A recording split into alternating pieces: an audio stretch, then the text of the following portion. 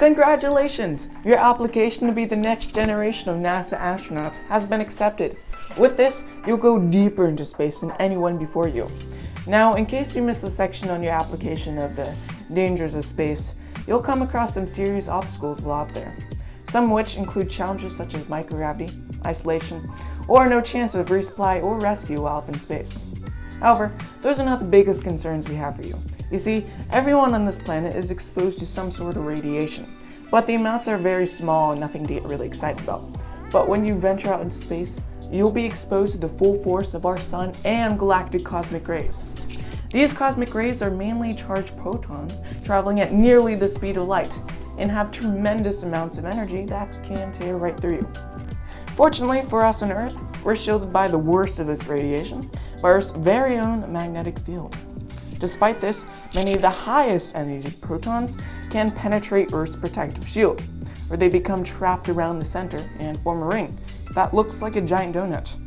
This is the inner Van Allen belt, held together by Earth's magnetic field. But alongside of the inner belt, there's an outer belt.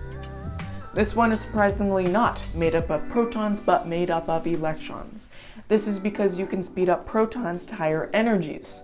Think of it like compacted dirt that can be given more speed without losing its structure. With the electrons, they're like loosely packed dirt that can't hold its structure at high speeds. This is why you find more protons than electrons in the inner belt. The particles here needed a lot of energy to get past this main portion of the magnetic field. So most electrons just find themselves in the outer belt. Regardless, these particles pose as a hazard for you and our satellites up in space. Fortunately, at the equator, the inner belt is at a safe distance from us. But because of the offset between the magnetic axis and Earth's axis and the slight shift in the magnetic field, there is a region in the magnetic field that is a bit weaker. And since it's weaker, the radiation belts like to dip down closer to the surface of the Earth. This region is called the South Atlantic Anomaly. For those of you interested in the International Space Station, you'll pass this region many times, which the high-energy protons and electrons can damage onboard computers and interfere with nearby satellites. But hey, look at the bright side.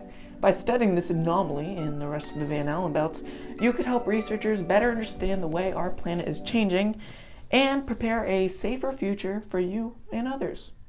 There's still lots to unveil about our planet, meaning you could lead to the discovery of new branches of science.